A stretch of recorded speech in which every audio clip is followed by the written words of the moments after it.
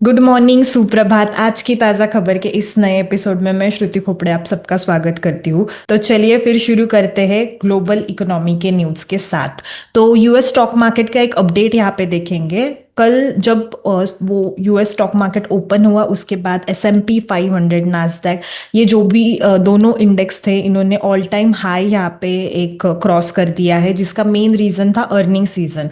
अभी तक जो 50 कंपनीज है अराउंड, उनके रिजल्ट्स लग चुके हैं for the quarter in S&P 500। And जितनी भी कंपनीज ने यहाँ पे अर्निंग्स रिपोर्ट की है for this season, 88% outperform कर रही है as compared to the forecast या फिर जो एस्टिमेशंस थे। तो उसकी भी पॉजिटिविटी है। प्लस एक यूएस के यहाँ पे जो रिटेल के नंबर्स भी आए थे वो भी काफ़ी अच्छा है। एंड रिसेंट में पेप्सिको का रिजल्ट आया है which is also barring the estimates. And United airlines का भी यहाँ पे अर्निंग ने बीट किया है जो एस्टिमेटेड था। प्लस अर्लियर जो TSMC का था वो रिजल्ट भी काफ़ी अच्छा आया है। And because of this mainly एक पॉजिटिविटी बोल सकते हैं यूएस मार्केट में है, जिसकी वजह से ये दोनों भी जो इंडाइसेस है उनमें एक ऑल टाइम हाई उन्होंने क्रॉस किया है। दो यूएस का जो जॉबलेस क्लेम्स का नंबर है for the week ending July 12th, वहाँ पे भी जॉबलेस क्लेम्स है वो गिरे हैं बाय 7,000। अभी का जो नंबर है वो 2,21,000 रिपोर्ट हुआ है, जो भी एक अच्छा सिग्नल है फॉर इकोनॉमी, क्योंकि वहाँ पे जो अभी भी लेबर मार्केट है वो उसमें एक स्ट्रॉन्ग इंडिकेटर्स यहाँ पे दिख रहे हैं। तो इन समरी रिटेल नंबर्स अच्छे आए हैं, अनएम्प्लॉयमेंट के क्लेम्स भी यहाँ पे थोड़े से रिड्यूस हुए हैं। प्लस ओवरऑल जो इकोनॉमी में भी है, कंजम्पशन लेवल पे भी कह सकते हैं, क्योंकि रिपोर्ट जो है मतलब जो अर्निंग्स के रिजल्ट्स जो है कंपनीज के वो अच्छे आए, तो जिसकी वजह से यूएस स्टॉक मार्केट में एक पॉजिटिविटी दिख रही है। दो कल जो मिस्टर ट्रम्प इन्होंने अनाउंसमेंट की थी that he will fire mister Powell, उसके बाद थोड़ा सा वॉलेटिलिटी था, but still again is on again market is on positive side. Then next is news from Japan. Japan का यहाँ पे एक्सपोर्ट नंबर्स रिपोर्ट हुए हैं, जिसमें एक रिडक्शन जापान ने रिपोर्ट किया है for the second month after May. तो ओवरऑल जापान का एक्सपोर्ट जो है 0.5% ऑन वाई बेसिस जून में यहाँ पे रिड्यूस हुआ है। जो 0.5% का राइज यहाँ पे फोरकास्ट था, क्योंकि अभी ट्रेड डील्स की भी negotiations are still going on. तो यूएस की वजह से ही मेजरली ये डिक्लाइन आया है, क्योंकि जो यूएस को एक्सपोर्ट होते हैं वो भी 11.4% से जून में यहाँ पे रिड्यूस हुए हैं। एज कम्पेयर टू दैट 11% का फॉल यहाँ पे रिपोर्ट किया था इन मई। एंड जो ऑटोमोबाइल एक्सपोर्ट है टू यूएस जापान के, ये ड्रॉप हुए हैं 26.7% से इन जून, जो 24% के अराउंड ड्रॉप था इन मई। तो कोविड के बाद ये बहुत ही ज़्यादा डिक्लाइन यहाँ पे रिपोर्ट हुआ है। प्लस जो ऑटो एक्सपोर्ट का वॉल्यूम है वो 4.6% से इंक्रीज हुआ है यूएस में, जो ऑटो एक्सपोर्ट हुआ है फ्रॉम जापान। दो एक्सपोर्ट का वैल्यू यहाँ पे 25.3% से डिक्रीज हुआ है। तो इसका रीजन ये है कि जो भी ऑटो OEMs या फिर ऑटो मेकर्स जापान से एक्सपोर्ट कर रहे हैं टू यूएस, तो यही नंबर दिखाता है कि वो प्राइस कट यहाँ पे दे रहे हैं। जो 25% का अभी यूएस का जो टैरिफ लग रहा है, तो वो mainly they are adjusting by lowering prices. तो उसकी ही वजह से दो यहाँ पे वॉल्यूम इंक्रीज हुआ है, बट वैल्यू बेसिस पे एक्सपोर्ट यहाँ पे कम हुआ है। थोड़ा बहुत जो जापानीज येन का भी यहाँ पे जो येन बढ़ा था उसका भी थोड़ा सा इम्पैक्ट है ही, करेंसी का भी। बट ओवरऑल यही एक दिख रहा है कि जो रेसिप्रोकल टैरिफ है 25% का, वो ये प्राइसिंग में ही ऑटो OEMs एडजस्ट कर रहे हैं। प्लस एक्सपोर्ट्स जो चाइना के तरफ होते हैं, जो जापान का लार्जेस्ट ट्रेडिंग पार्टनर है, वो भी डाउन है बाय 4.7% ऑन वाई बेसिस अगर जून में देखेंगे तो अगर ओवरऑल जापान की इकोनॉमी की यहाँ पे बात करेंगे तो उसने भी यहाँ पे एक कॉन्ट्रैक्शन ही रिपोर्ट किया है इन Q1 2025 ड्यू टू जो वीक एक्सपोर्ट्स थे। प्लस एक डिक्लाइन भी हुआ है ओवरऑल इकोनॉमी में, जिसकी वजह से एक रिसेशन की फेज में इकोनॉमी जाने के इंडिकेशंस यहाँ पे आ रहे हैं। दो अभी तक जापान एंड यूएस का ट्रेड डील हुआ नहीं है। The talks are still going on, क्योंकि मोस्टली जो एग्रीकल्चरल सेक्टर के लिए जितने भी प्रोडक्ट्स है उसमें जापान कॉम्प्रोमाइज नहीं करना चाहता है। रिसेंटली मिस्टर ट्रम्प इन्होंने भी क्रिटिसाइज किया था जापान के राइस इंपोर्ट पॉलिसीज को, क्योंकि मोस्टली यूएस यहाँ पे एक्सपोर्ट करता है over 3,50,000 tonne rice to Japan. किया था इन्होंने 2024 में। तो एग्रीकल्चर गुड्स के लिए यहाँ पे कुछ कॉम्प्रोमाइज जापान करना नहीं चाहता है, तो we have to see. But yes, ये कुछ रिसेशन में जापान की इकोनॉमी जा सकती है, उसके इंडिकेशंस तो दिख रहे हैं विद दीज नंबर्स। इसके बाद आता है इंडियन इकोनॉमी के न्यूज़ पे। तो एक नुवामा का एक रिपोर्ट रिसेंट में आया है जिसमें इन्होंने ये हाईलाइट किया है कि इंडिया के जितने भी इकोनॉमिक इंडिकेटर्स है उनमें एक स्लो डाउन दिख रहा है। तो ये रिपोर्ट में एक विजिबल स्लो डाउन है। दो, गवर्नमेंट ने भी अभी कंजम्पशन के लिए, कंजम्पशन बूस्ट के लिए टैक्सेशन में रिलीफ दिया है। वो तो खैर आगे जाके थोड़ा बहुत दिखेगा, बट वहाँ से एक रिलीफ आ रहा है। प्लस आरबीआई ने भी रेट कट्स किए हैं, बट उसके बाद भी जो नंबर्स आ रहे हैं वो उतने स्ट्रॉन्ग लेवल पे नहीं आ रहे if we compare the same numbers last year. तो इसमें कौन से नंबर्स है, तो जैसे बैंक क्रेडिट ग्रोथ जो था वो डिक्लाइन हुआ है बाय फ्रॉम 16% जो जून 2024 में था टू 9% इन जून 2025, क्योंकि बोरोइंग्स रिड्यूस हुए प्लस डिमांड भी वीकर साइड पे है। जीएसटी कलेक्शंस भी जो 11% थे लास्ट ईयर वो भी 6.2% ही रिपोर्ट हुए हैं। तो वीकर कंजम्पशन अगेन यही सजेस्ट कर रहा है ये नंबर भी। एक्सपोर्ट का ग्रोथ भी फॉलन हुआ है टू 6%, जो लोअर है, डबल डिजिट देखा गया था इवन FY23 में। एंड देन अगर पैसेंजर व्हीकल का भी सेल्स देखेंगे तो वो 2% है, जस्ट 2% से ही ग्रो हुआ है, जो लास्ट ईयर 7% से ग्रो हुआ था। रियल इस्टेट का भी अगर हम सेल देखेंगे इन टॉप 7 सिटीज तो वो भी 28% था लास्ट ईयर। इस बार वो जून 2025 में बस 4% का ही यहाँ पे ग्रोथ रिपोर्ट हुआ है। इवन अगर वेजेस का जो ग्रोथ है, जो एम्प्लॉयज को वेजेस दे रही है BSE 500 की कंपनीज, अगर टॉप कंपनीज ले तो वो भी 12% पहले था लास्ट ईयर, वो अभी कम होके 6% ही है। तो ऑलमोस्ट आधी ग्रोथ यहाँ पे रिपोर्ट हुई है। एंड प्रॉफिट ग्रोथ भी देखेंगे अगर BSE 500 कंपनीज को तो वो भी 10% से ही ग्रो हुई है एज कम्पेयर टू 21%। तो अर्निंग्स में भी यहाँ पे एक प्रेशर दिख रहा है। तो ओवरऑल ये सब नंबर्स देख के यही कंक्लूड हो रहा है कि लास्ट ईयर जो मोमेंटम था वो ये साल कम है। इसका एक रीजन ये भी हो सकता है कि बेस इफेक्ट थोड़ा सा रहेगा, क्योंकि कोविड के बाद नंबर्स लास्ट ईयर काफी अच्छे दिखे थे, तो उसकी वजह से भी last year numbers are very much growing. अभी वो इतना एग्रेसिवली ग्रोथ सारे इंडिकेटर्स में नहीं दिख रहा है। तो जिससे हम ये भी बोल सकते हैं कि दो, आरबीआई ने रेट कट किए हैं, गवर्नमेंट की तरफ से भी टैक्सेशन में वगैरह थोड़ा सा एग्जम्पशन यहाँ पे दिए, बट स्टिल मोर एक पॉलिसी सपोर्ट यहाँ पे लगने वाला है इकोनॉमी के लिए to strive the aggressive growth जो पहले थी उसके लिए। देन नेक्स्ट न्यूज इज कि इंडिया यूके का जो ट्रेड पैक्ट था वो नेक्स्ट वीक साइन होने की यहाँ पे एक न्यूज़ है।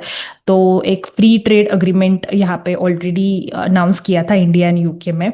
उसका साइनिंग या फिर अप्रूवल अभी तक हुआ नहीं है, क्योंकि legal documentation is still going on. Negotiations दो कंक्लूड हो गई थी, 6 मई को ही अनाउंसमेंट आया था, जिसमें ऐसा था कि जो टैरिफ्स रहेंगे इंडिया के एक्सपोर्ट के लिए on some goods like leather, footwear and clothing, जो यूके में एक्सपोर्ट होगा उस पर टैरिफ्स नहीं रहेंगे। प्लस यूके से जो यहाँ पे प्रोडक्ट्स आएंगे जिसमें आता है विस्की, कार, ये चीपर साइड पे आएंगे। इसमें थोड़ा सा टैरिफ ड्यूटी कम करने वाला है इंडियन गवर्नमेंट, जिसकी वजह से वो एट चीपर प्राइस अवेलेबल होगा इंडियन कंज्यूमर्स के लिए। तो ओवरऑल USD 120 बिलियन का ये एक ट्रेड डील हुआ था जो 2030 तक चलेगा। तो इसका इम्प्लीमेंटेशन दो अगर नेक्स्ट वीक भी साइन हुआ तो उसके बाद भी पूरे 1 साल के बाद इसका इम्प्लीमेंटेशन होगा, क्योंकि सारी प्रोसीजरल वगैरह जो फॉर्मेलिटीज है वो कंप्लीट हुई, क्योंकि ब्रिटिश के पार्लियामेंट में भी उसको पास करना पड़ेगा, उसके बाद इंडिया में भी वो पास होगा। तो it will take a year to implement this trade deal. But yes, it is a positive note for India because वो ऑफिशियली अभी साइन होने वाला है। देन आते हैं स्टॉक स्पेसिफिक न्यूज़ पे। तो again result, earning season is still going on for Q1 FY26। तो सबसे पहला रिजल्ट है पॉलीकैब का। पॉलीकैब ने यहाँ पे काफ़ी अच्छे नंबर्स रिपोर्ट किए हैं। 25% रेवेन्यू ग्रोथ कंपनी ने रिपोर्ट किया है ऑन YoY बेसिस। दो QoQ यहाँ पे डिक्लाइन है, बट इनका Q4 अच्छा रहता है कंपनी का, सो YoY नंबर देखना ज़्यादा सेंस करेगा। EBITDA अगर मैं वो इसकी भी बात करूँ तो EBITDA भी यहाँ पे 47% से बढ़ा है ऑन YoY बेसिस। मार्जिन का एक्सपेंशन हुआ है बाय 210 बेसिस पॉइंट्स, मेनली क्योंकि प्राइसिंग में यहाँ पे थोड़ा सा रिवीजन इन्होंने लाया है, प्लस ऑपरेशनल एफिशिएंसी भी किक इन हुई है। स्ट्रॉन्ग परफॉर्मेंस आया है इन वायर एंड केबल का बिजनेस, जिसकी वजह से रेवेन्यू ग्रोथ यहाँ पे 25% का रिपोर्ट हुआ है। पैट में भी यहाँ पे 49% ऑन YoY बेसिस ग्रोथ है। पैट के भी अगेन मार्जिन इंप्रूव हुए हैं। कंपनी के पास ऑलमोस्ट 3,116 करोड़ का कैश बैलेंस है, जिसकी वजह से जो इनका आगे का प्लान कैपेक्स है उसमें ये लोग ये कैश यूटिलाइजेशन कर सकते हैं। दो जो एक्सपोर्ट का कंट्रीब्यूशन है वो Q1 में +5% के ही अप्रॉक्स इन्होंने रिपोर्ट किया है, जो टारगेट इनका था 10%। तो वहां पे थोड़ा सा कंपनी बोल सकते हैं स्ट्रगल कर रही है, बट ओवरऑल एस्टिमेट से काफ़ी ज़्यादा अच्छे रिजल्ट यहाँ पे इन्होंने रिपोर्ट किए हैं।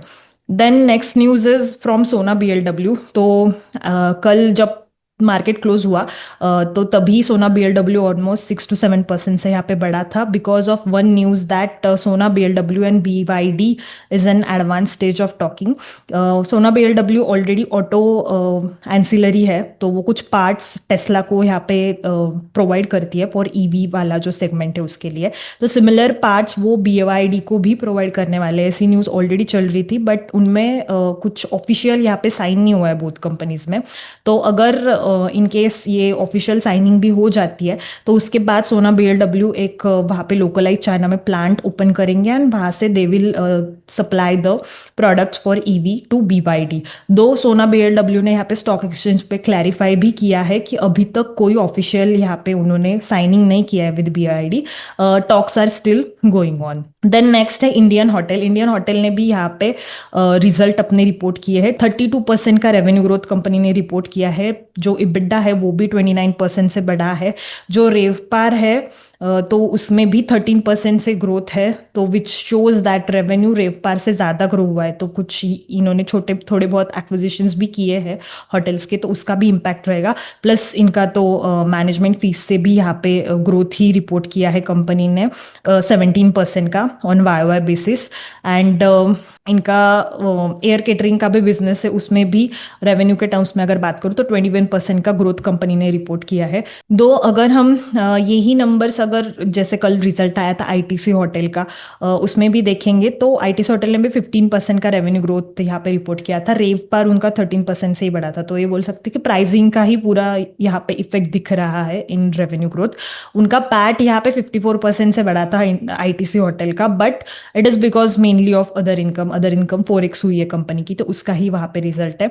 But in case of Indian hotel यहाँ पे मार्जिन थोड़े से गिरे हैं। 30.3% के EBITDA लेवल पे मार्जिन कंपनी ने रिपोर्ट किए हैं। 0.7% यहाँ पे on percentage basis margin decline हुए हैं। दो जो पैट है वो भी 19% से बढ़ा है, which is good number. Next news है जियो फाइनेंशियल की तरफ से। इन्होंने भी अपना Q1 का यहाँ पे रिजल्ट रिपोर्ट किया है। तो कंसोलिडेटेड जो पैट है वो बढ़ा है कंपनी का by 3.8% on YoY basis. Overall revenue 47% से बढ़ा है ऑन YoY बेसिस। अगर नेट इनकम भी मैं देखूँ तो 4x यहाँ पे जंप दिख रहा है to 219 crore, which is majorly contributing 40% to the total income. Though अगर Q1 FY25 की बात करें तो वो 12% ही था उसका जो कंट्रीब्यूशन था। AUM जो है वो फॉर NBFC बिजनेस इनका सर्ज हुआ है टू 11,665 करोड़, जो Q1 FY25 में जस्ट 217 करोड़ था। इन्होंने 2 जुलाई को कुछ NFOs यहाँ पे म्यूचुअल फंड में लॉन्च किए हैं जियो ब्लैक रॉक AMC ने, जिसका AUM भी टच हुआ है ऑलमोस्ट 18,000 करोड़ के आसपास। दो ये JV अगर हम वैसे देखा जाए तो अगर डेट के केस में कहे तो टॉप 15 एज पर AUM AMCs में आ गई है। एंड प्लस इनको सेबी की तरफ से अप्रूवल भी मिला है, कुछ 5 नए पैसिव फंड्स भी ये लोग जल्दी ही यहाँ पे लॉन्च करने वाले हैं, एंड एक debt fund. Next is from news is from Axis bank. Axis bank ने यहाँ पे थोड़े से निगेटिव नंबर्स रिपोर्ट किए हैं। प्रॉफिट जो है इनका डिक्लाइन हुआ है बाय 4% टू 5,800 करोड़ रुपीज। जो नेट इंटरेस्ट इनकम है वो मार्जिनली लाइक फ्लैटिश ही है, 0.8% ऑन वाई बेसिस इंक्रीज हुआ है, दो सिक्वेंशियली ये नंबर डिक्लाइन है।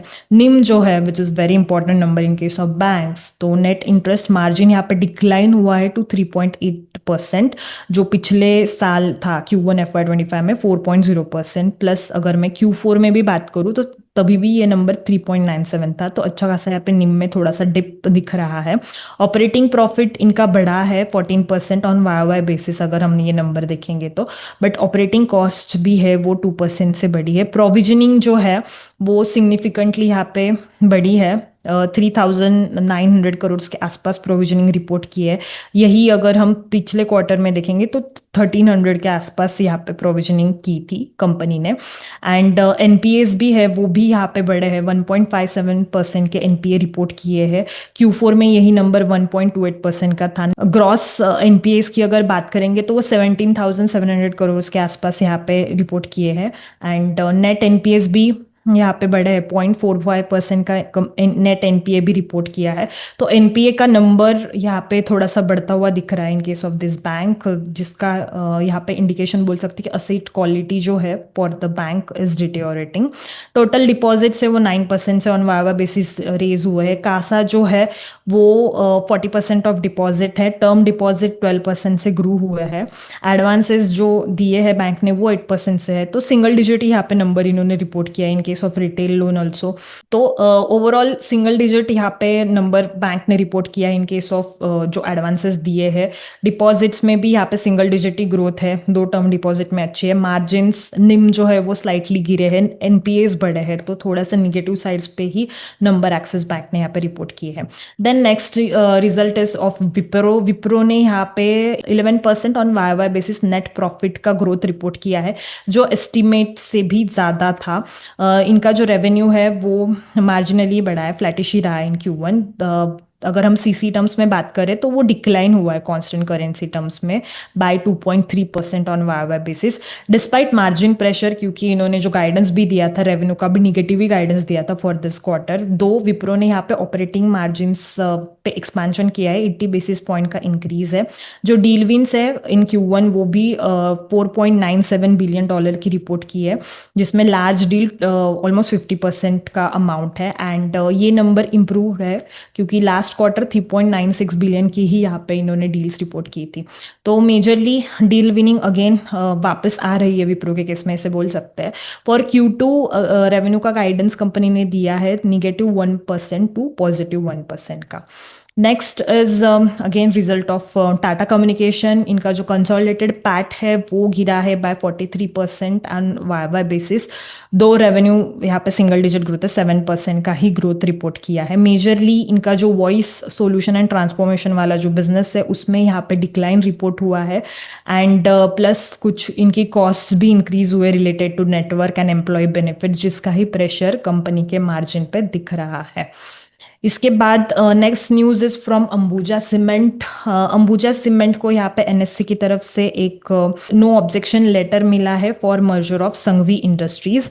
तो फर्स्ट ये मर्जर कंपनी ने अनाउंस किया था इन दिसंबर 2023, जिसके बाद अभी एनएससी की तरफ से एक अप्रूवल मिला है फॉर दिस।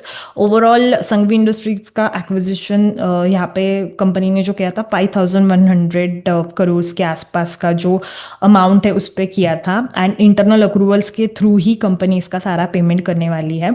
अंबुजा का अभी का 54% का स्टेक ऑलरेडी है संघवी में, बट ये कंप्लीट एक्विजिशन के बाद जो संघवी की इंस्टॉल कैपेसिटी है 6.6 MTPA की। तो वो सीमेंट जिसमें सीमेंट कैपेसिटी है 6.1 MTPA की, तो वो कंसोलिडेट हो जाएगी अंबुजा में, जिसके बाद अंबुजा का कोस्टल प्रेजेंस भी बढ़ेगा, क्योंकि 15 MTPA का यहाँ पे जो कैपेसिटी है वो अंबुजा का हो जाएगा इन वेस्ट कोस्ट मार्केट जैसे गुजरात, महाराष्ट्र और कर्नाटका। ओवरऑल 30 मंथ्स में इट इज़ एक्सपेक्टेड कि ये सब कुछ जो एडिशनल कैपेसिटी वगैरह है of Sangvi Group also, it will get commission and for Ambuja can use it for the further production. Then next news is again from Bharti Airtel. Bharti Airtel ने यहाँ पे Perplexity Pro जो AI tool है वो उसका 1 year का free subscription available करके दिया है टू ऑल इस प्रीपेड पोस्टपेड वाले जितने भी कस्टमर्स हैं उनके लिए। तो जो 17,000 रुपीज़ का जो प्लान था वो उन्होंने फ्री ही दिया है for all customers as a reward. तो ये भी बोल सकते हैं कि अभी AI का इतना एक नॉइज भी चल रहा है, तो जिसकी वजह से एक थोड़ा सा आदत यहाँ पे लोगों को लगाने की ये एक स्ट्रैटेजी हो सकती है कंपनीज की।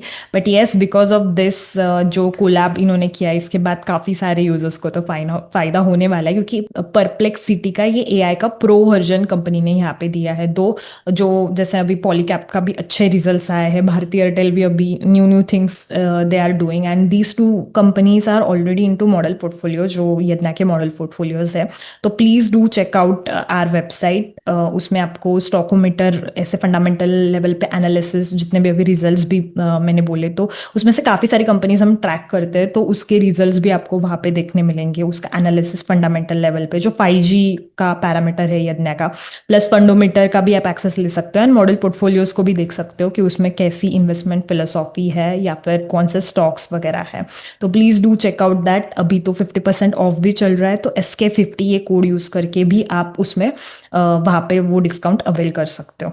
तो that's it for today. I think आज के लिए काफ़ी सारे रिजल्ट्स थे, बट येस आपको डू लेट मी नो कि आपको ये वीडियो कैसे लगा कमेंट सेक्शन में, and please like and share this with everyone who follows the stock market. Thank you so much and have a great day ahead.